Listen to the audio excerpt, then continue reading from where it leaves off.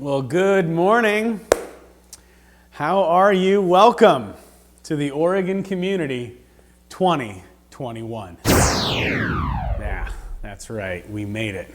We made it this year. We made it through last year. Let's make it through this year, right? No, I'm glad you're here with us. Hope you're settled in, got your coffee, nice and comfortable. For us, as the new year starts, followers of Jesus, man, we always begin at the end, you know? For us, the way to win is to quit, it's to lose, that our strength doesn't come through our talents or abilities, but through our weakness. Through Him is our strength, and that we don't make our life great, but we receive the great life that God has for us. So this morning, as we start this new year, let's start with the end, the posture of saying, God, I surrender to you everything. This whole year I give to you. Let's sing that together. And here I am, down on my knees again, surrendering all, surrendering all.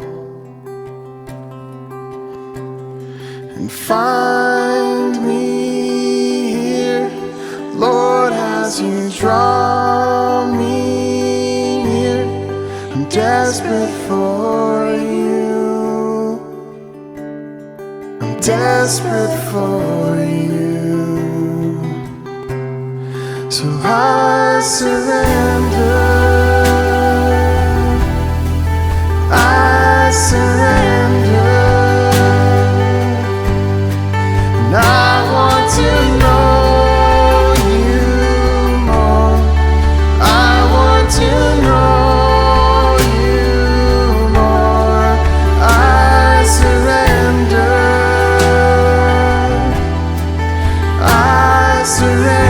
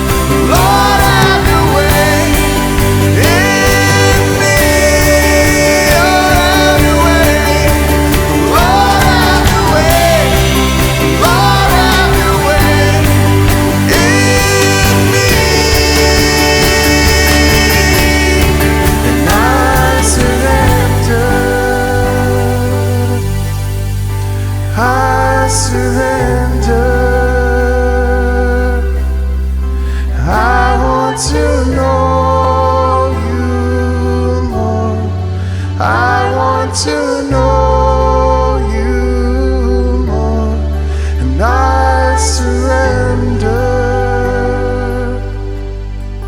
I surrender. I want to know you more. I want to know you more. And come, Lord Jesus, come. Come, Lord Jesus, come. And come, Lord Jesus, come. Yes, come, Lord Jesus, come. As deep cries out to deep, as deep cries out to deep. Hebrews 12.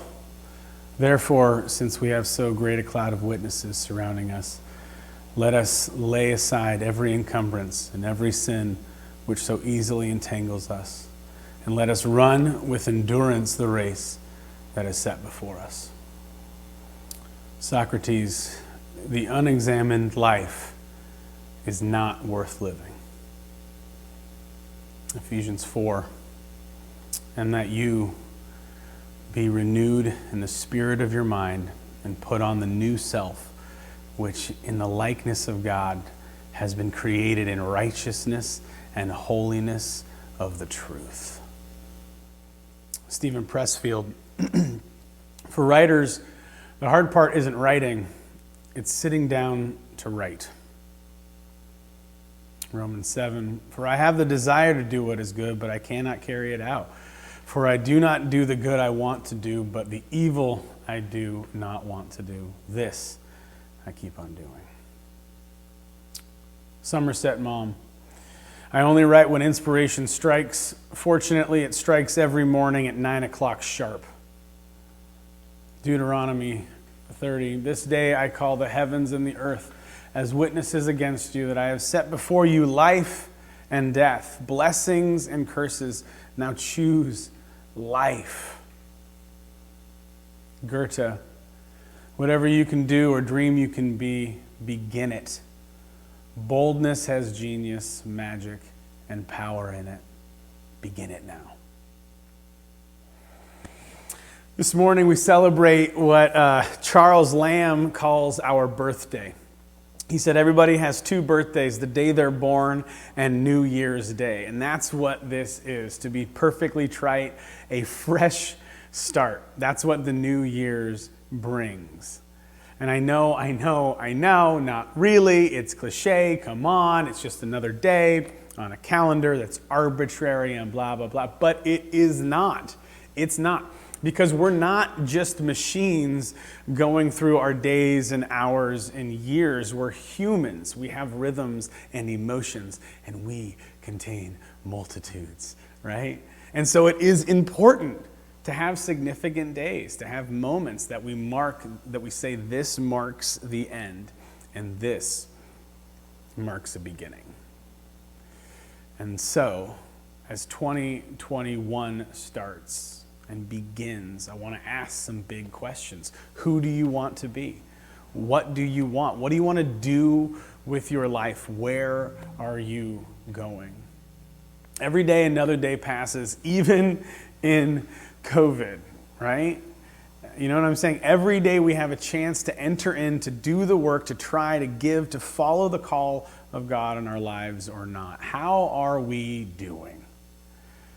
Even in this pandemic, so much of what we want to be and who we want to be is attainable. Are we going for it, or are we just experiencing another Tuesday, another day at work, another morning with the kids? Welcome to my life. Today I want to talk about engaging. I want to talk about living, about growing, because I don't know about you, but I'm dying. This entire message, hilariously, is really for me. This is what I've been struggling with so much. Last year, sorry, but it sucked for me. I'm sure you had a great one, but I'm really ready to move forward. I'm ready to change, to become the person I'm meant to be. I'm reminded of a book I read about 5 years ago. I was thinking about it a lot this week. Ron actually turned me on to it. It's called The War of Art. See what he did there? All right, The War of Art. It's been out for a long time. It's by Steven Pressfield, and this book just screwed me up all in a good way. It's a real kick in the ass. It's incredible. I felt like I was being shook awake. The basic premise of the book is that each of us here, all of us are here for a purpose, for a reason, a mission in life. And it comes from the perspective and advice of a creative, from an artist. Now, I don't know about you, but as a young man, my understanding of art was painting. Like that was art. That was art. Other things were stuff, but art was painting. I went to art camp when I was 10, and guess what we did? Painted. That's all we did. We have to remind Ruthie of this constantly because she says she wants to be an artist when she grows up. And we say, oh, what kind of artist? And she goes, painting. I want to be an art. Like, no, honey, there's lots of things. Now, this is silly and it's wrong and passé. Maybe most importantly, it's passé. But now I see that all of us are artists. All of us are artists. Whether it's a picture, a poem, a song, a business, a child, an educational pursuit, a table, or a game, we're creating something. We're artists. We're here for a reason. And the Imago Dei, the image of God that we're created in, is first of all pictured and presented to us as an artist, as a creator, a creative being, a person with creative energies that can never be contained, regardless of circumstance, regardless of assets, regardless of quarantine, regardless of time, money, and space and resources. We are and can always be artists, creators, livers. That's what all of us are. And yes, some of us may be more than others fit into this category of artist in the way that we use the word, but it is true for all of us. And in his book, Pressfield begins this way. Most of us have two lives, the lives we live and the unlived life within us. Between the two stands resistance. Have you ever brought home a treadmill and let it gather dust in the attic? Ever quit a diet or a course of yoga, a meditation practice? Have you ever bailed on a call to embark on a spiritual practice, to dedicate yourself to a humanitarian calling, to commit your life to the service of others?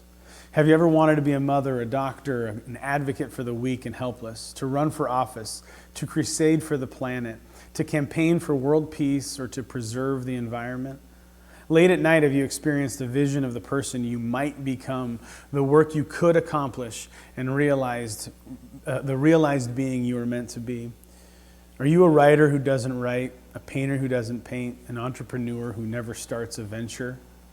Then you know what resistance is. Resistance. This is really Pressfield's main point and the main topic of this book. Resistance for him. This is the singular thing that keeps you from doing, from being, from achieving whatever it is we want. He gives it this word. Whoever it is you want to be, that you believe you could be, it's resistance that's keeping us from it. He writes, resistance is the most toxic force on the planet. It's the root of more unhappiness than poverty, disease, and erectile dysfunction. This is the problem with us. This is the problem with the world, according to Pressfield. And I'll tell you, it's hard not to see his point. At this point in the book, I started feeling very uncomfortable because I knew exactly what he was talking about, this idea of resistance, the thing that's keeping us from our work, which ultimately keeps us from following the call of God in our lives. We have two things pulling us. First is what I'll identify as like the Spirit of God within us, calling us, pulling us, pushing us towards the person that we're supposed to be. Pressfield calls this the muse or the genius. A writer writes with his genius, he says. An artist paints with hers. Everyone who creates operates from this sacramental center. It's the soul's seat, the vessel that holds our being in potential, our star's beacon and Polaris. So on one side, we have this still small voice urging us, guiding us, pushing us, and pulling us towards who we were born to be. And on the other side is resistance. This is the force that keeps us from taking that step, from pursuing. It keeps us from taking that step and from living. Look in your heart, he says. Unless I'm crazy right now, a still small voice is piping up, telling you as it has 10,000 times, the calling that is yours and yours alone. You know it. No one else has to tell you. And unless I'm crazy, you're no closer to taking action on it than you were yesterday or will be tomorrow. You think resistance isn't real? Resistance will bury you. What is it you want to achieve in 2021? Yeah, it's cliche. It's obvious. It's that certain. But shut up, all right? If we don't start now, we won't start. Do me a favor. Here's what I want us all to do. I want us to get a piece of paper and I want us to write something down. I want us, for 2021, I want you to write down what is it that you want? What is it you want for your life in 2021? It may be pursuing something. It may be a change in vocation. It may be a project that you've always wanted to try. Maybe an area of your life that needs to change, a new discipline, a desire to be a better mom, dad, or friend. It may be a sin that needs to be defeated. It may be an area of your life you've always wanted to grow in and you thought, man, one day I'll learn Sanskrit. I don't know. What is it? What is it that you want for yourself this year in 2021? Who do you want to be? Write it down. Write that down on that piece of paper. Pause this. You can pause it. Look at that. You just got yourself some cereal. Now you're back with something written on a piece of paper. It was like 25 minutes. I don't know. Okay, so we have that. We have the thing that we want. Now these are some of the things that commonly elicit resistance, according to Pressfield. These are some of the things that if we're trying to pursue, we're going to have resistance in. The pursuit of any calling in writing, painting, music, film, dance, or any creative art, however marginal or unconventional. The launching of any entrepreneurial venture or enterprise, for-profit or otherwise, any diet or health regimen, any program of spiritual advancement, any activity whose aim is tighter abdominals, any course of program designed to overcome an unwholesome habit or addiction, education of every kind, any act of courage, including the decision to change for the better some unworthy pattern of thought or conduct in yourself, the undertaking of any enterprise or endeavor whose aim is to help others, any act that entails commitment of the heart, the decision to get married, to have a child, to weather a rocky patch in a relationship, the taking of any principled stance in the face of adversity, and TV VCR repair. Okay, long list. Pretty much anything that we want to grow, achieve, give, help, care, or anything that's worthwhile, those are the things that will elicit resistance. So if you wrote on that piece of paper, I want to have more Snickers bars in 2021, you probably won't feel much resistance. It might be an easy path for you. So what is resistance? What is this thing? I guess that's the first good question. Pressfield, according to him, says, first of all, it's internal. It is internal. We may think it comes from outside, namely our spouse or our boss or our kids or the government or the pandemic, right? But it's not.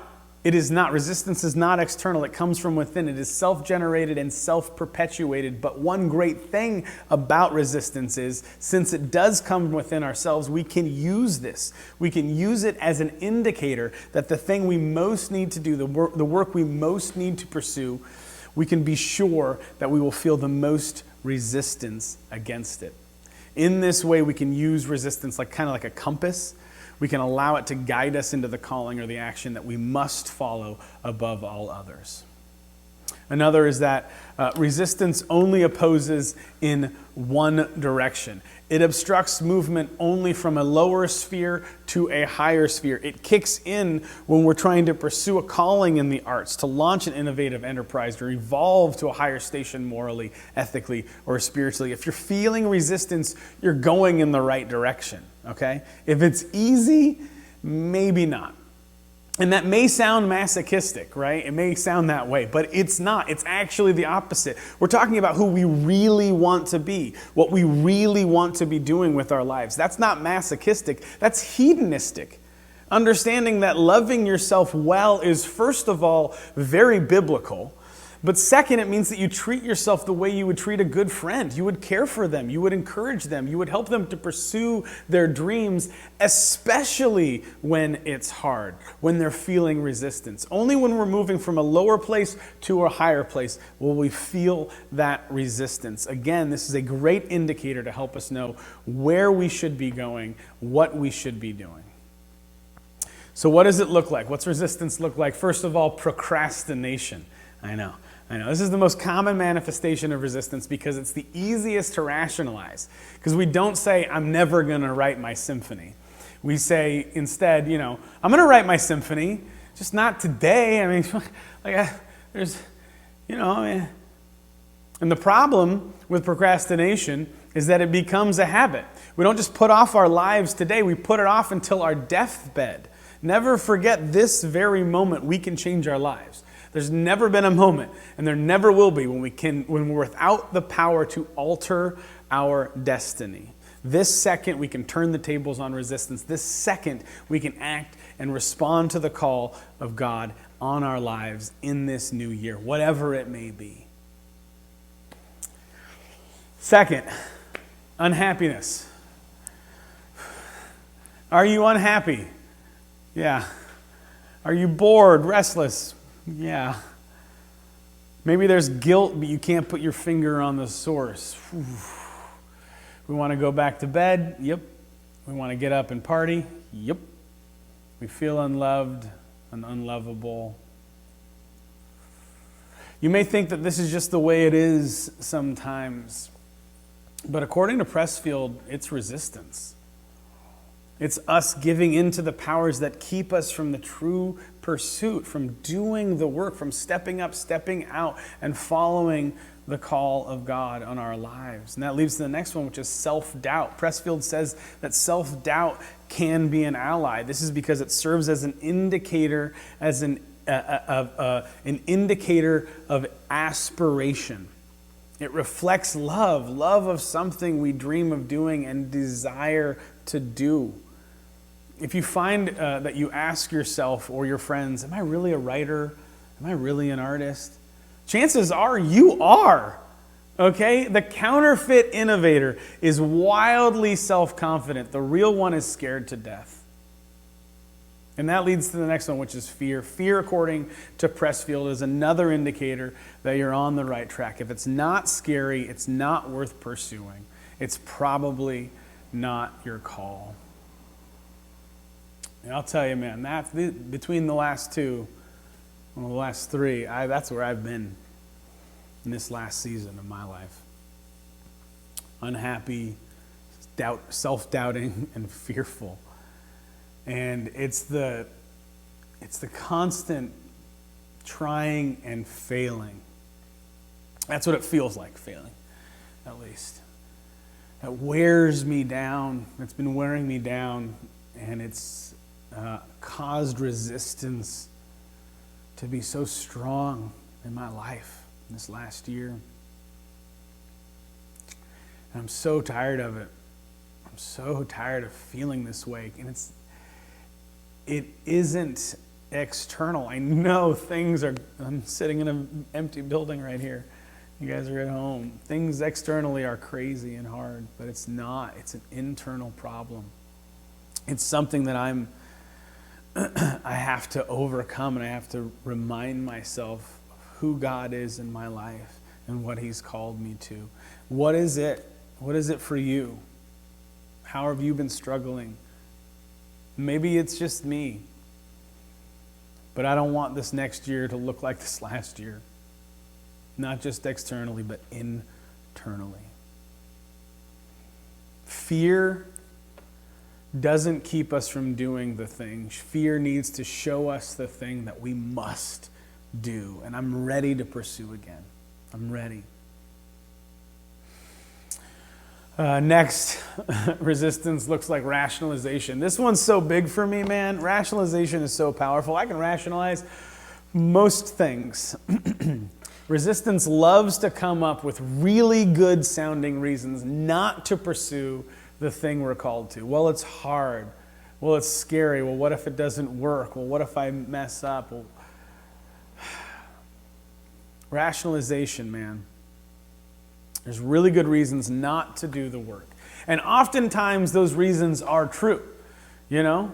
Like our wife may really be in her 8th month of pregnancy. Our department may really be instituting a changeover that's going to eat up hours of our time. It may make sense to put off finishing our dissertation, at least until after the baby's born, right? I mean, at the end of the day, though, it means nothing. If we don't make room now, if we don't do the work now, start the journey now, we never will. It exists now. The choice to engage, the choice to pursue, to live. I have set before you life and death. I know I've quoted this before, but this is a quote from this book, such a beautiful piece of wisdom from Pressfield.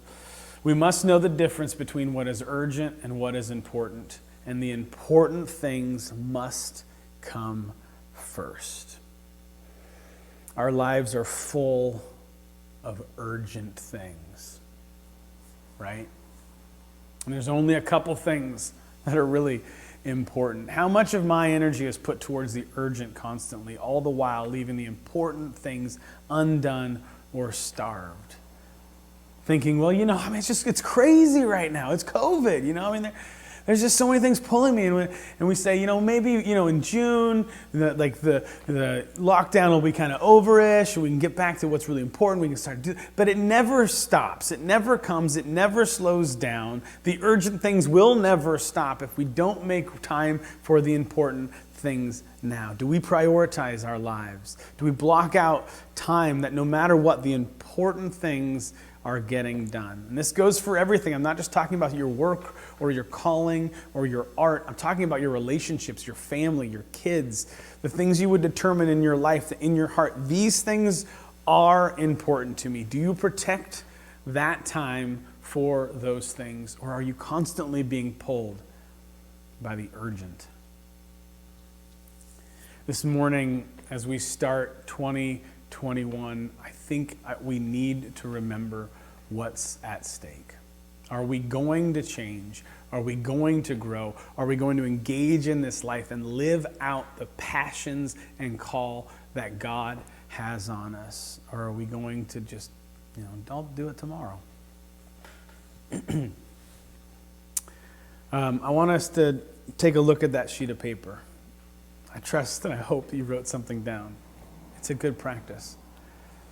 I want you to take a look at that piece of paper, what God is speaking to you this morning, what He's calling you to. And this is the thing, this is the area of 2021. Now I want you to turn that piece of paper over. That's what you face every day. That's what you're faced with. Resistance will not give you a pass. It will come to you every day, every morning as you stare at that blank sheet. You have the choice. When the urgent flies in our face, when the distractions come, the rationalizations come, the fear, the doubt, when the resistance comes, we're faced with a choice. Who are we becoming? Who do I want to be this year? And as we end today, I want us to remember what God says about us, that we are His, that He is not done with you. He is not even close He's calling you again. He's calling you again in 2021. Let us respond. Let us hear the words that he says and what he says about us. Let's sing this together as we end. Love you all.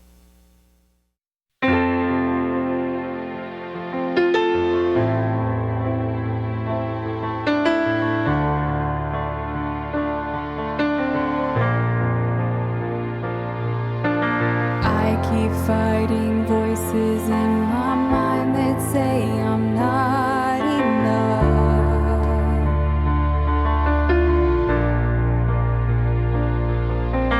Every single lie that tells me I will never measure up.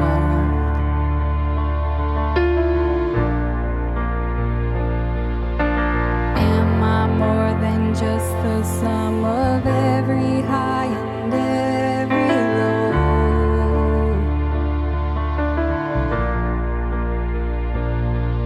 Remind me once again just who I am, because I need to know. Ooh, you say I am loved when I can't feel a thing. You say I am strong when I think I am weak. You say I am held when I am falling short, and when I don't belong. Oh, you say I'm yours. Oh, I believe, yes, I believe what you say of me. I believe the only thing that matters now is everything you think of me.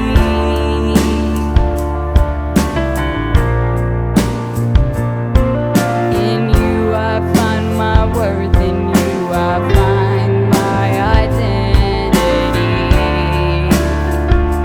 Ooh, oh, you say I am loved when I can't feel a thing. You say I am strong when I think I am weak. You say I am held when I am falling short, and when I don't belong. Oh, you say I'm yours, and I believe, oh, I believe what you say of me. I believe, yes, I believe, oh, I believe what you say of me. I believe, taking all I have and now I'm laying it at your feet.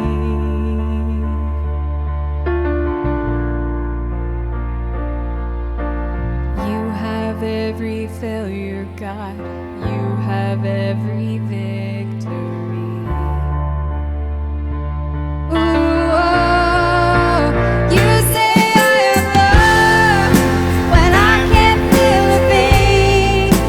You say I am strong when I think I am weak.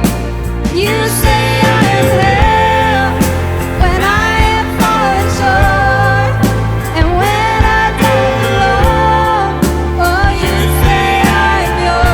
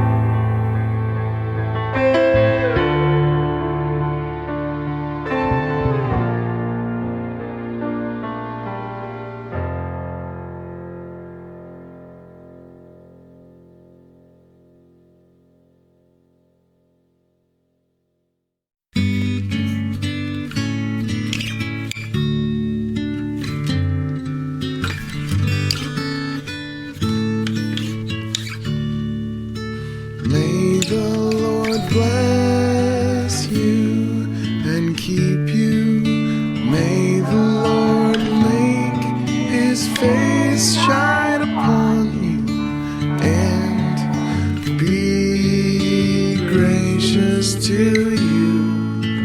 May the Lord lift up his countenance upon you and give you his peace.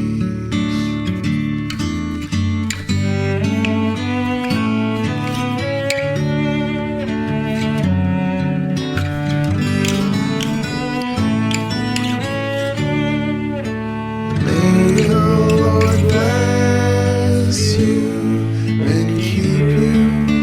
May the Lord make his face shine upon you and be gracious to you.